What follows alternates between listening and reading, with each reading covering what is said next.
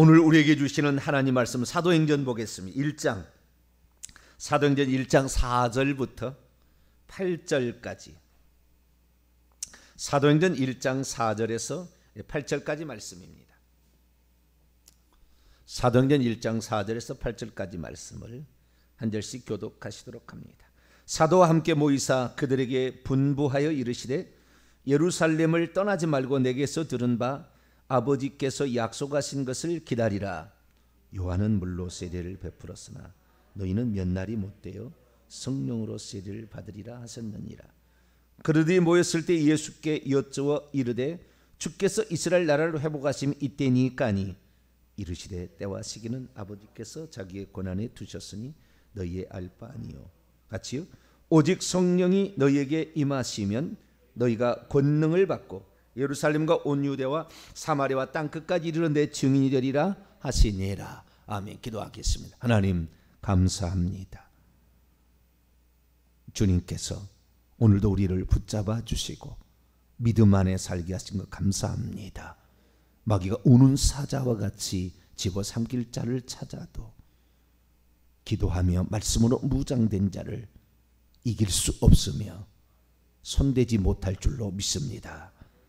잠시 잠깐의 아버지 시련이나 어려움은 있을 망정 우리를 넘어뜨릴 수 없음을 믿사오니 오뚜기 같이 일어나는 저희들 되게 하여 주시고 날마다 주님 바라보고 승리할 수 있도록 도와주옵소서.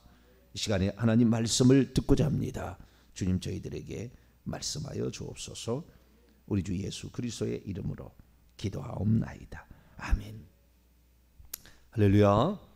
성령에 관하여 말씀을 증거하고 있는데요. 성령을 알면 거의 모든 것을 다 알 수 있다 이렇게 하셔도 돼요. 성령이 제일 어려운 파트고 성령이 가장 헷갈리는 파트입니다. 그러나 성령을 뚫어버리면 귀신의 괴계를 이렇게 간파할 수가 있고 성령을 뚫어야 하나님께서 어떻게 역사하시는 것인지 그 루트를 알게 되고 우리가 어떻게 해야 하나님께 쓰임 받을 수 있는지 거기까지 우리가 가게 됩니다. 성령이 누구신가부터 시작해서 성령이 무슨 일을 하신가. 어제는 성령의 충만함과 성령의 내주의 차이에 대해서 말씀을 드렸는데요. 오늘은 성령 세례의 파트로 넘어가기 이제 그 전 단계입니다. 성령 충만과 성령 세례의 차이가 뭔가 이 부분에 관하여 이제 말씀을 들어가고요. 성령 세례 상당히 많이 말씀을 좀 몇 시간 더 해야 될 겁니다. 그리고 성령의 은사 파트로 넘어가게 될 겁니다. 성령 세례가 제일 논란이 많다. 제가 몇 번 말씀을 드립니다. 성령 세례는 논란이 상당히 많아요. 무엇이 성령 세례냐? 장로교에서 보는 입장과 순복음에서 보는 입장이 달라요. 그래서 어떤 게 맞느냐 여러 가지 이제 그 얘기를 할 수 있는데 다 성경적인 근거를 가지고 있습니다. 다 나름대로의 성경 근거가 있어요. 그런데 우리가 그것을 종합적으로 어떻게 보고 이해하느냐 이것들은 조금 더 많은 성령의 조명하심, 성령의 깨우침이 좀 있어야 되는 거죠. 우선 성령의 충만과 성령 세례. 성령 세례와 성령 충만은 비슷한 개념이기도 하고 공통 분모가 있기도 하고 또 다른 개념이기도 합니다. 근데 우선 다르다고 봐야 되고요. 그러나 공통 분모를 가지고 있습니다. 그래서 우리가 성령 충만과 성령 세례를 구별할 수 있어야 되는데 결론부터 먼저 얘기를 하고 좀 들어가면 좀 쉬울 거예요. 성령 세례는 순간적인 성령의 사로잡음, 순간적인 성령의 사로잡음으로 말미암아 성령께서 그에게 어떠한 은사를 더해 주심으로 그에게서 성령의 은사가 선물들이 그 사람에게 나타나게 될 때 성령 세례 받았다라고 개념으로 이것이 전부 정의는 아니에요. 그러나 그렇게 하는 것이 더 주안점입니다. 그쪽이 더 강한다고 하다면 성령 충만은 성령께서 우리 속에 내주하시어서 우리의 전 인격적인 존재를 성령께서 사로잡아 가는데, 성령이 하시는 일을 억제하지 않게 하고, 그 다음에 성령께서 근심하지 않도록 죄를 짓지 아니하며 성령이 원하는 쪽에 우리가 내 자신을 내어드림으로 성령 충만을 받으니까, 성령 충만은 약간 오래된 장기적인 인격적인 충만 쪽에 강해요. 순간적이기보다도. 아시겠죠? 이쪽이 더 강합니다. 그런데 우리가 알아야 될 사실은 성령 충만이나 성령 세례나 성령 충만은 분명한 거죠. 성령 충만하고 성령 내주하고 차이에서 알 수 있는 것은, 성령의 내주는 한 번이에요. 한 번. 단회적인 사건이에요. 성령의 내주는, 성령이 우리에게 들어오는 것은 딱 한 번 들어오는 거예요. 그러나 계속해서 마귀는 의심의 영을 심어놓죠. 너는 하나님 자녀가 아니야. 왜? 너 죄된 본성을 살고 있잖아 지금. 그런 식으로 계속 우리를 미혹해서 우리를 넘어뜨리려고 하는 것이 사단의 입장이고, 그래서 성령의 내주는 단 한 번 있으지만 성령의 충만은 계속적인 사건이라는 거. 그래서 반복적이라는 거. 이것은 성령의 충만하는 것입니다. 그래서 예를 들어서 사도행전 2장에 베드로가 120명의 성도와 더불어서 기도해서 성령의 충만함을 받아 성령이 말하게 하심을 따라 뭐요? 말을 했다. 방언하기 시작했잖아요.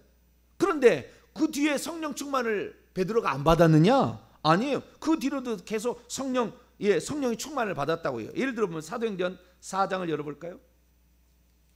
사도행전 4장, 베드로가 성령 충만을 받아요. 8절입니다. 베드로전서 4장 8절. 몇 번을 나오는 거예요? 자, 베드로전서 4장 8절 있습니다. 시작. 이에 베드로가 성령이 충만하여 이르되 백성의 관리들과 장로들아. 성령이 또 충만해지는 거 아시겠죠? 성령 충만은 반복적이라 그 말이에요. 네, 성령의 충만은 반복적이고 계속적이 되어야 되는 것이지만 그 성령의 내주는 계속적인 거지만 단회적인 거라는 거. 반복적이 아니고 단회적, 한 번에 있는 일이라는 거. 단지 그 성령께서 내 안에서 제대로 그 역할을 감당을 못하느냐 하느냐의 차이죠. 네, 성령께서 내주를 하셨으나 성령의 인도를 받지 못하는 사람이 태반입니다. 저는 한 80% 봐요. 거의 이 성령의 말씀하심, 제가 성령의 말씀하심을 그러잖아요. 우리를 인도하시는데 순간적으로 팍 깨닫게 하신다고. 그게 정확한 것이지 뭐 성령의 음성으로, 귀 속에 들려주는 음성으로 그렇게 말하지 않아요. 강한 내적인 확신을 통하여 우리를 끌고 가는데, 이 성령의 그 인도하심은 하나님 말씀이 곧 성령의 계시니까, 성령의 계시인 성경 말씀을 많이 알수록 성령의 충만함을 받을 확률이 많고, 성령을 억제하지 않을 확률이 많아지고, 성령을 근심하게 하지 않을 확률이 많아지는 거예요. 저와 여러분은 성경 말씀을 많이 알게 되길 축원합니다. 그런 자들을 하나님이 더 쓰시고, 그 성령의 더 인도를 받고 충만한 자들이 천국에서 면류관을 더 얻는 천국의 영광이 매우 높은 사람으로 갈 가능성이 매우 높아요. 성령의 인도하심을 모르고 성령의 이 충만함을 몰라서 성령께서 깨우쳐 주시는데도 책망하는데도 회개치 아니하고 살아가는 사람들은 턱걸이 신앙으로 천국에 갈 확률이 있죠. 거의 못 가지만 턱걸이 정도로. 그럼 성령의 충만함은 어떻게 냐? 한 번 내주로, 한 번에 내주죠. 그 다음에 계속된 성령의 충만함인데, 이 계속된 성령의 충만함인데, 이 충만함은 순간적으로도 충만하고요, 장기적으로도 충만할 수 있어요. 제가 표현을 조금 약간의 좀 어려운 표현을 씁니다. 이 성령 충만함은 순간적으로도 성령 충만이 될 수가 있고, 그 다음에 장기적으로 계속해서 성령 충만한 상태로 유지될 수도 있어요. 이 성경을 보게 되면 우리는 성령께서 성경의 원저자이지만 사람이 있었잖아요. 그래서 그 사람만이 쓰는 독특한 용어, 특징 다 나와요. 이게 다 그게 들어 있습니다. 스며 있습니다. 말씀을 증거해도 똑같은 말씀이지만 정병진 목사가 전하는 것과 또 다른 목사님이 전하는 본문을 똑같이 갖고 얘기를 해도 전혀 다른 뉘앙스로 갈 수가 있어요. 그러나 그 똑같이 성령의 사람이 전하는 거죠. 이렇게 전하는 거죠. 그러듯이 이 약간의 차이점이 있는데 그 차이점을 조금 더 이해를 해야 되는 게 뭐냐면 사도행전과 누가복음은 공동의 저자입니다. 누가라는 의사가 쓴 거예요. 그래서 누가복음과 사도행전에만 성령의 충만이라는 단어가 나오는데 단 한 번의 예가 우리가 지난 주일날 들었던 에베소서 5장 18절. 술 취하지 말라 이는 방탕한 것이니 오직 성령의 충만을 받으라. 이것은 사도 바울이 에베소의 서신서에 단 한 번 언급한 것이고 다른 모든 성령의 충만함을 받으라 명령이 존재하지는 않아요. 그런데 성령의 충만을 받았다는 대목이 나오는데 성령의 받았다는 충만함을 받았다는 이 대목이 누가복음에서 4번 나오고요. 사도행전에서 하나 둘 셋 넷 다섯 여섯 일곱 여덟 아홉 10번 나와요. 14번 나오는 겁니다. 토탈 14번의 성령의 충만함을 받았다 나오는데 누가복음과 사도행전만 나와요. 근데 누가복음과 사도행전은 누가가 내가 기록했다고 했죠. 누가는 선교팀에 2차 선교팀에 드로아에서 합류한 의사 누가죠. 이방인 누가인데 이 이방인에게 복음을 증언하러 달았던 사도 바울이 선교팀에 합류해서 이 성경을 썼습니다. 듣고 배워서 또 자료를 수립해 가지고 성경을 썼어요.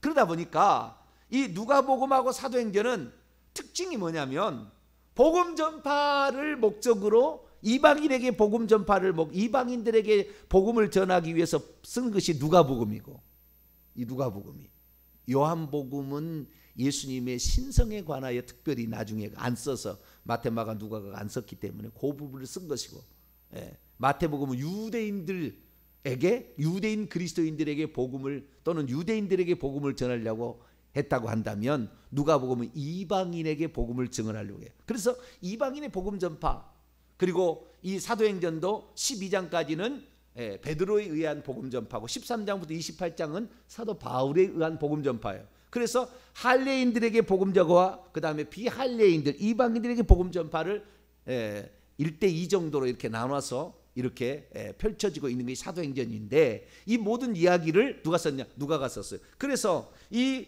복음 전파에 있어서 필수적인 것은 순간적인 성령 충만 그 다음에 반드시 필요한 게 성령 세례예요. 나중에 이제 배우겠습니다만 성령 세례가 반드시 필요해요. 복음을 전파하는 데는 성령 세례를 받지 않으면 복음 전파하기 힘들어요. 성령 세례는 받아도 되고 안 받아도 될 수도 있다고 보여집니다. 그러나 성령 세례에 필수적인 성령 세례가 있어야만이 복음 전파가 됩니다. 물론 그렇지 않고도 복음 전파를 할 수가 있지만 이 특별한 이 복음 전파의 사명을 감당하려면 성령 세례는 필수적으로 필요한 거예요. 그런데 이 성령 세례가 결론 또 하나 또 얘기를 하자면 성령 세례가 예수 그리스도를 처음 믿을 때에 성령 세례 겸 성령의 내주, 성령의 충만이 동시에 임한 사람도 있고 예수 그리스도를 믿어서 성령의 내주가 되어지나 성령 세례를 받지 않은 사람도 있어요. 그 성령 세례를 나중에 그래서 성령의 내주와 성령의 세례가 이렇게 시간적인 차이가 있게끔 이렇게 오는 이러한 상태도 있습니다. 성령의 충만은 성령의 내주를 경험한 사람이 기도를 통하여 순간적인 성령의 충만을 받거나 인격적인 성령의 인도를 따라서 성령이 그를 사로잡아 감으로 장기적으로 성령이 충만할 수도 있습니다. 그러니까 우리가 성령 충만과 성령 세례는 비슷한 것 같기도 하면서도 달라요. 성령 세례는 복음 전파와 아주 밀접한 관련이 있고 그 다음에 성령 세례는 성령께서 주시는 선물이 꼭 따라오는 경우가 대부분이에요. 안 경우도 있습니다. 없는 경우도 있으나 성령의 선물이 따라오는 거예요. 주는 그때 성령 세례가 부어질 때 선물이 주어져요. 선물이 공짜로. 그 은사라고 합니다. 은사라고 합니다. 그래서 이런 측면이 있는 게 성령 세례라고 한다면 성령의 충만은 은사하고 상관이 없어요. 전혀 상관이 없습니다. 성령께서 그를 사로잡아 가도록 하는데 순간적으로 성령 충만이 일어나기도 하고 그 순간적으로 성령이 일어나는 이 상태가 누가복음과 사도행전에 14번에 걸쳐 나와요. 순간적으로, 장기적이 아니고 순간적으로. 그때는 대부분 다 기도할 때예요. 대부분 다 기도할 때. 기도하면서 순간적인 성령의 충만함을 받아요. 그리고 장기적인 성령 충만, 계속해서 성령 충만해서 성령께서 그를 사로잡아서 그를 이끌어가는 상태, 이것은 인격적인 성령의 충만함이죠. 오늘 우리가 배우게 될 성령 세례, 사도행전 1장 5절에 나와 있는데요, 이 성령 세례가 왜 이렇게 두 가지 측면이, 순간적인 성령 충만과 장기적인 성령 충만이 있는데, 장기적인 성령 충만은 에베소서 5장 18절에 한 번 나오고, 한 번 나오나 이게 아주 중요한 것이고, 나머지는 이제 사도행전 14번 나오나 이것은 순간적인 성령 충만함이에요. 근데 성령 세례는 이 장기적인 인격적 성령 충만을 가지고 말하는 경우는 거의 없어요. 한 번. 이것도 고린도서 12장 13절에 한 번 나와요. 장기적으로 어떤 성령 세례의 장기적인 의미에서 나오는 건 한 번 나오고, 나머지 전부가 다 또 이건 일시적인, 아니 일시적이 아니라 순간적인 성령 세례, 순간적으로 성령 세례가 부어져서 어떤 은사가 나타나는 쪽이 나머지가 대부분입니다. 그래서 이런 차이가 있음을 우리가 알아야 되는데, 그럼 왜 이런 차이가 생기느냐? 우리는 예수님의 말씀을 주목해야 돼요. 오늘 예수님의 말씀이에요. 빨간 글자가 나오는 거예요. 예수님이 뭐라고 했느냐? 어떤 교단의 성령 세례를 이렇게 얘기하고 어떤 교단은 이렇게 얘기합니다 라고 얘기할 게 아니라 예수님께서 뭐라고 했느냐를 주안점을 봐야 되는 거예요. 예수님께서. 그럼 예수님께서 뭐라고 했는가? 그것은 사도행전 1장 4절과 5절에 나와 있습니다. 자, 1장 4절과 5절 한번 읽어볼까요? 시작. 사도와 함께 모이사 그들에게 분부하여 이르시되 예루살렘을 떠나지 말고 내게서 들은 바 아버지께서 약속하신 것을 기다리라. 요한은 물로 세례를 베풀었으나 너희는 몇 날이 못되어 성령으로 세례를 받으리라 하셨느니라.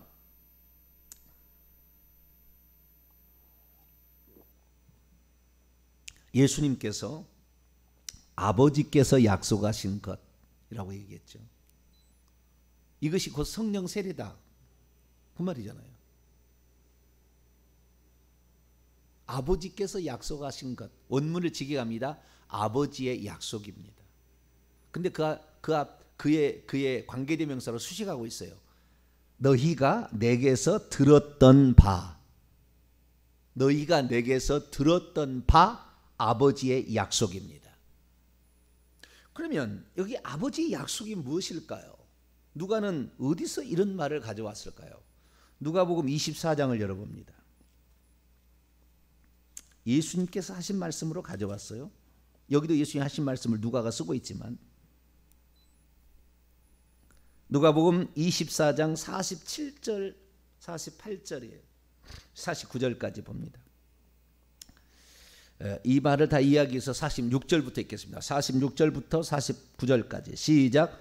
또 이르시되, 예수님이 하신 거예요. 이같이 그리스도가 고난을 받고 제3일에 죽은 자 가운데서 살아날 것과 또 그의 이름으로 죄사함을 받게 하는 회개가 예루살렘에 시작하여 모든 족속에게 전파될 것이 기록되었으니 너희는 이 모든 일의 증인이라. 볼지어다 내가 내 아버지께서 약속하신 것을 너희에게 보내리니 너희는 위로부터 능력을 입혀질 때까지 이 성에 머물라 하시는. 49절이 중심이에요. 49절 죄송합니다. 49절인데 내가 내 아버지께서 약속, 여기도 내 아버지의 약속이라고 딱 돼 있다고. 내 아버지의 약속을 너희에게 보낼 것이다.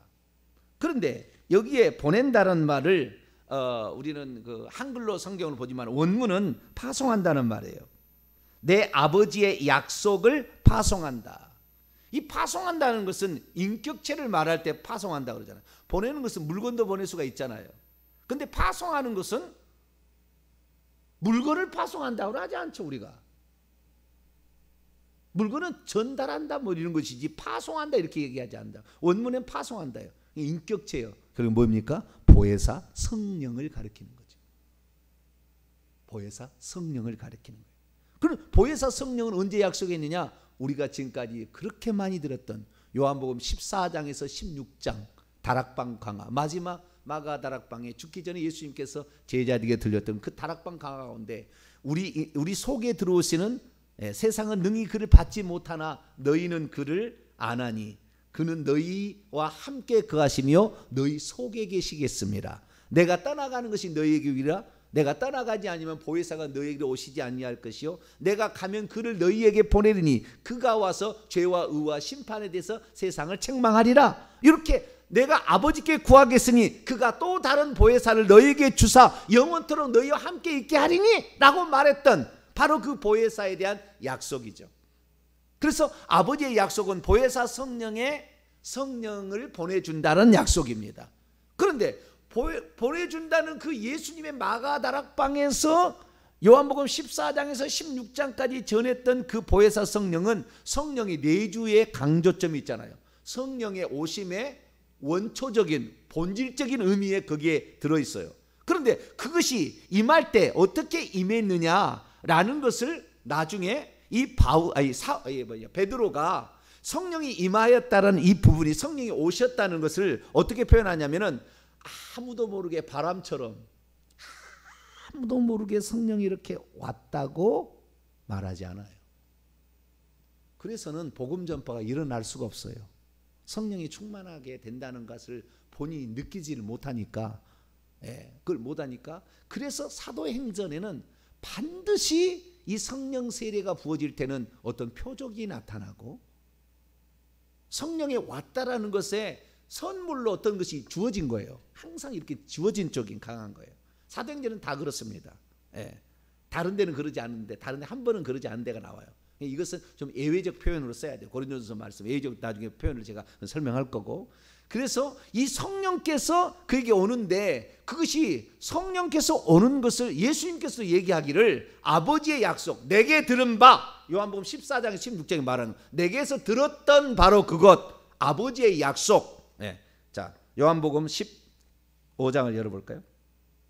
한 구절 읽고 넘어가도록 하죠.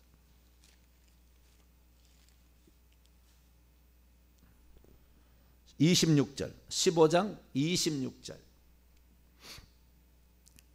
15장 26절 시작. 내가 아버지께로부터 너희에게 보낼 보혜사 곧 아버지께로부터 나오시는 진리의 성령이 오실 때 그가 나를 증언할 것이다. 한 번 더요. 14장 26절 14장 26절 시작. 보혜사 곧 아버지께서 내 힘으로 보내실 성령. 아까는 예수님이 보낸다고 그랬고 이번에는 아버지가 보낸다고 그러죠. 그렇죠? 아버지가 보낼 보혜사 성령 그가 너에게 모든 것을 가르치고 내가 너에게 말한 모든 것을 생각나게 하시리라.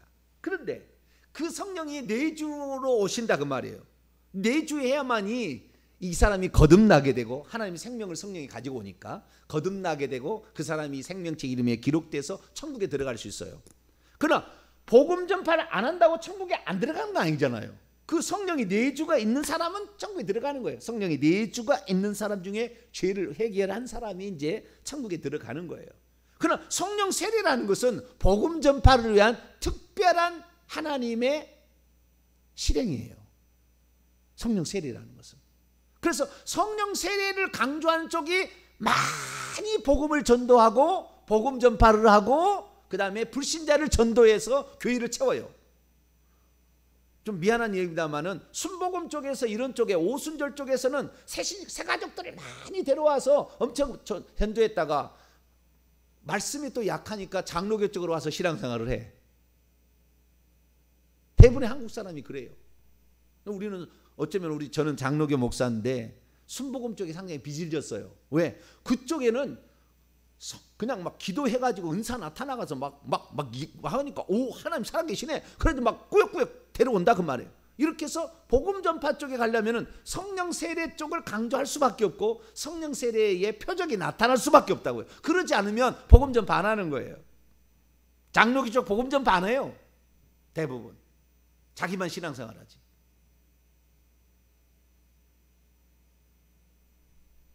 근데 예수님께서 뭐라고 했느냐? 사도행전 1장 4절 5절에 딱 요약을 했다 그 말이에요. 성령 세례가 뭐냐? 성령 세례는 아버지의 약속 보혜사 성령이 너희에게 오시는 것인데 그 증상이 5절에 요한은 물로 세례를 베풀었지만 너희는 몇 날이 못해요? 성령으로 성령으로 세례를 받는 것처럼 오게 될 것이다 라고 얘기를 했어요.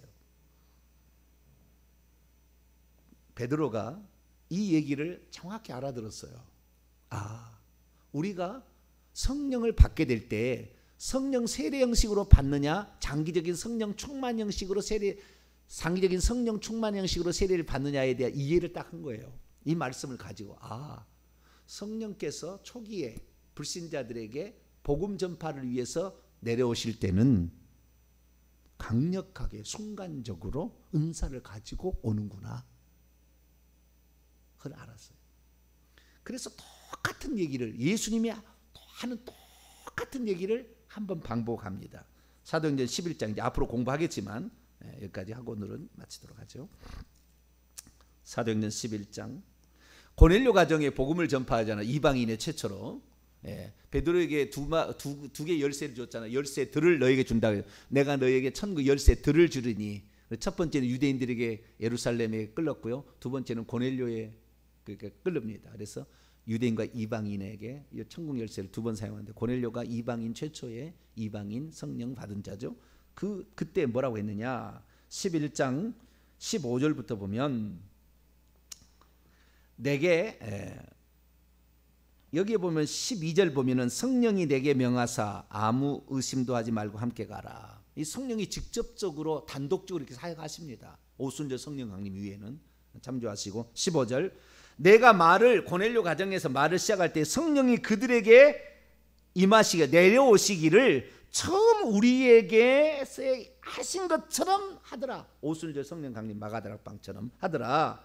나는 주의 말씀에 요한은 물로 세례를 베풀었으나 너희는 성령으로 세례를 받으리라 하는 말이 생각이 났다. 언제요? 사도행전 1장 5절에 그렇게 얘기를 했잖아요. 예수님 승천 직전에 그 얘기하고 승천하시잖아요. 주의 말씀에 요한은 물로 세례를 베풀었지만 너희는 몇 날이 못되어 성령으로 세례를 받으리라 하는 말이 생각이 났대요. 왜? 고넬료 가정에 나타나는 증상을 보고 처음에 복음을 받아들일 때 증상을 보고 17절 그러면서 그런즉 하나님이 우리가 주 예수 그리스도를 믿을 때 주신 것과 같은 선물을 그들에게도 주셨다면 내가 누구에게 하나님을 능히 맡겠느냐.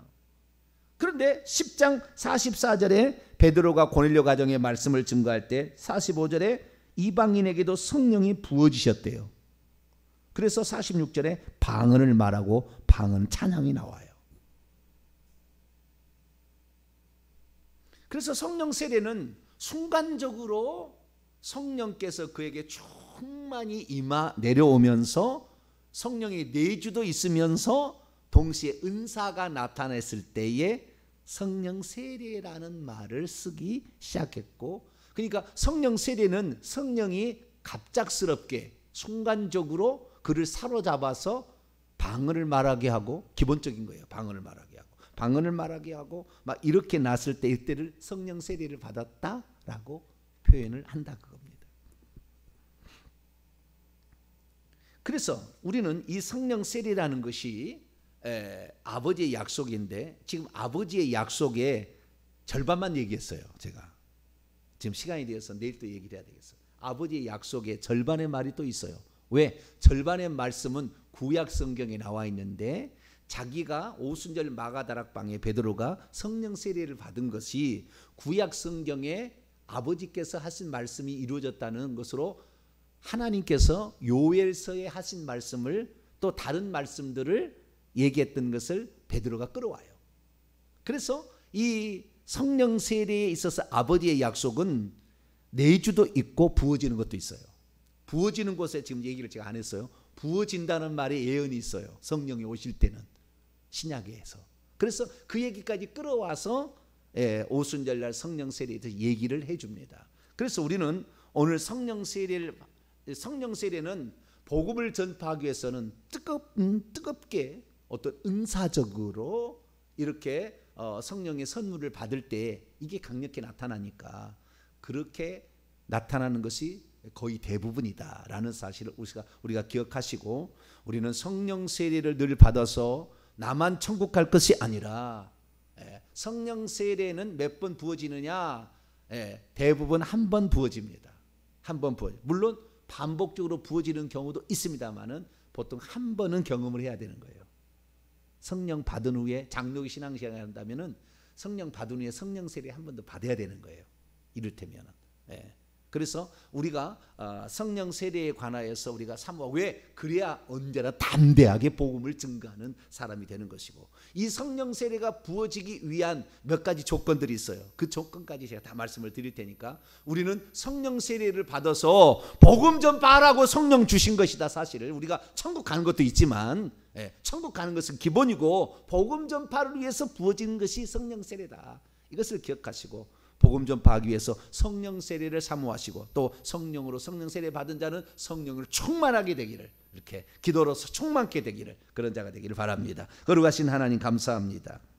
오늘 저희들이 성령 세례에 관하여 함께 또 말씀을 들었습니다.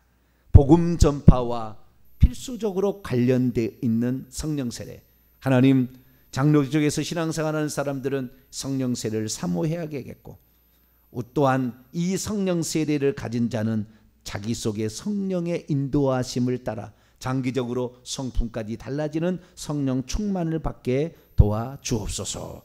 우리 주 예수 그리스도의 이름으로 기도하옵나이다.